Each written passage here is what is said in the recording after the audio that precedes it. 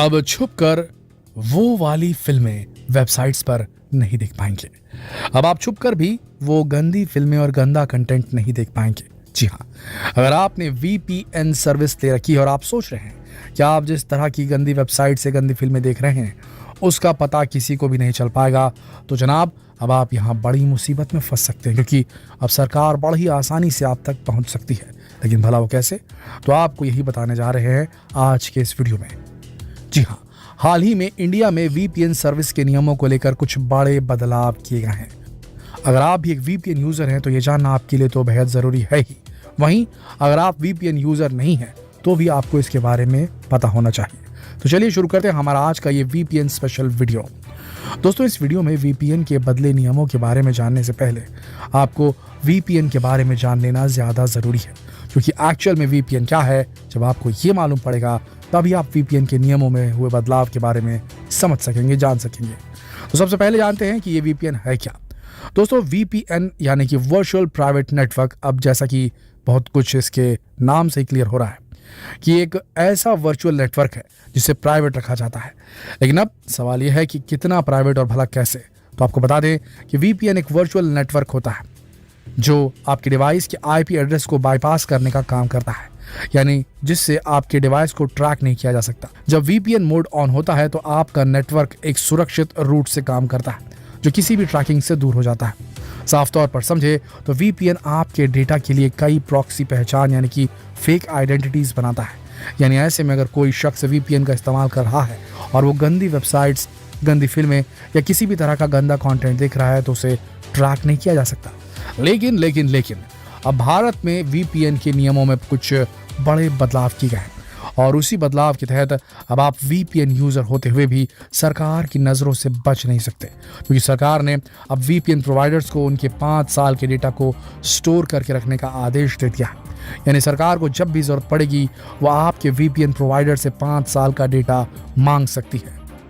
दरअसल भारत सरकार ने नई अथॉरिटी पॉलिसी को इंट्रोड्यूस किया है जिसमें VPN सर्विस प्रोवाइडर्स को अब यूजर्स का डेटा कलेक्ट करके रखना ही होगा और उसे 5 सालों तक मेंटेन भी करना होगा। वहीं सर्विस प्रोवाइडर्स कंपनियों को यूजर्स का डेटा उनके अकाउंट डिलीट होने के बाद भी रखना होगा। आपको बता दें कि इन कंपनियों को यूजर्स का नाम, IP एड्रेस, यूजर्स पैटर्न और आइडेंटिफाई करने लायक दूसरी सभी जानकारियों को स्टोर करना होगा। वैसे आपको बता दें कि आमतौर पर ये VPN कंपनियां नो लॉगिंग पॉलिसी पर काम करती हैं। ये कंपनीज सिर्फ रैम, डिस्क, सर्वर और दूसरी लॉन्ग रेंज टेक्नोलॉजी के साथ ही ऑपरेट करती हैं। इस वजह से इनके डेटा को मॉनिटर नहीं किया जा सकता। लेकिन अब भारत में ऐसा नहीं होगा। VPN सर्विस प्रोवाइडर्स को ये निर्देश CERT इन ने दिए हैं, यानी कि कंप्यूटर इमरजेंसी रिस्पॉन्स टीम ने जारी किया है भारत की। आपके लिए यहाँ ये जानना भी जरूरी है कि दिसंबर 2021 में भारत सरकार को पार्लियामेंट्री कमेटी ने एक रिकमेंडेशन दिया था, जिसमें इस कमेटी ने भारत सरकार से कहा कि VPN सर्विस प्रोवाइडर को बैन कर दिया जाना चाहिए। और वो इसलिए क्योंकि इनकी वजह से देश में आतंकवाद, क्रिप्टो करेंसी, गंदी फिल्में, हरासमेंट जैसी सारे गंदी क्राइम जो है वो बढ़ रहे हैं। दरअसल होता क्या है कि लोग VPN का इस्तेमाल कर इस तरह के गंदे वीडियोस देखते हैं और फिर कई बार ऐसी गंदी हरकतों को अंजाम भी दे देते हैं इन वीडियोस को देखने के बाद। इसलिए सरकार ने इन्हें रोकने के लिए ठोस कदम उठाते हुए ये नियम बनाया है।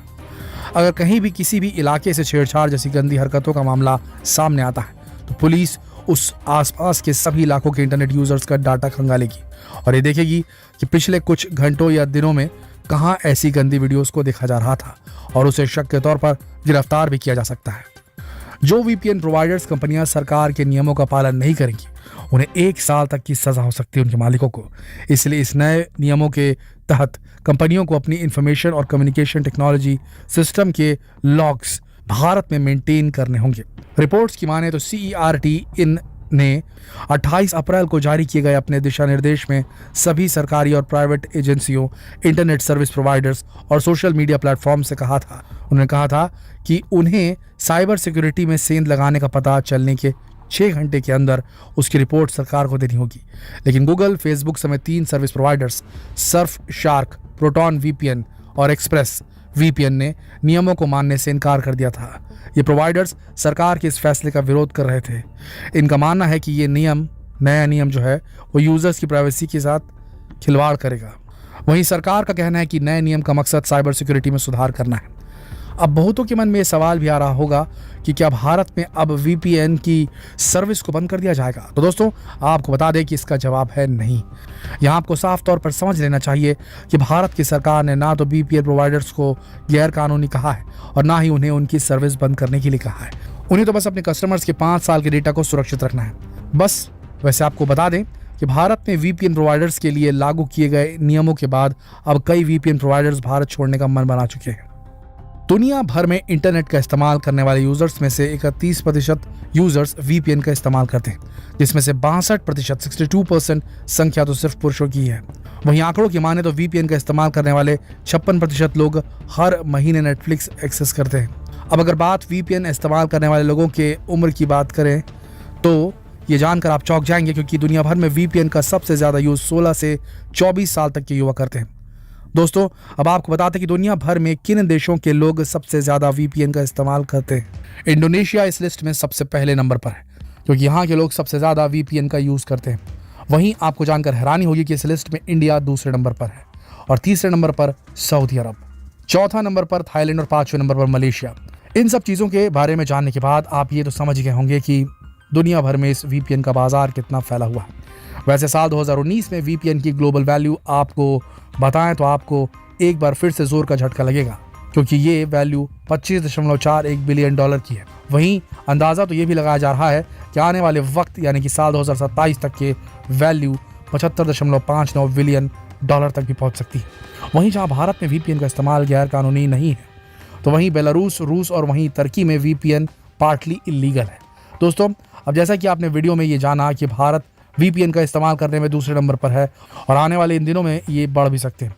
अब सरकार ने इस पर अपनी पकड़ मजबूत करने के लिए इन नियमों को लागू किया है। तो ऐसे में वीपीएन प्रोवाइडर्स के लिए भारत में लागू किए गए नियमों को लेकर आपकी क्या राय है, हमें नीचे कमेंट सेक्शन में लिखकर जरूर बताएं।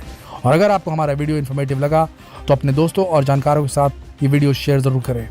दोस्तों इस वीडियो में बताई गई सारी जानकारी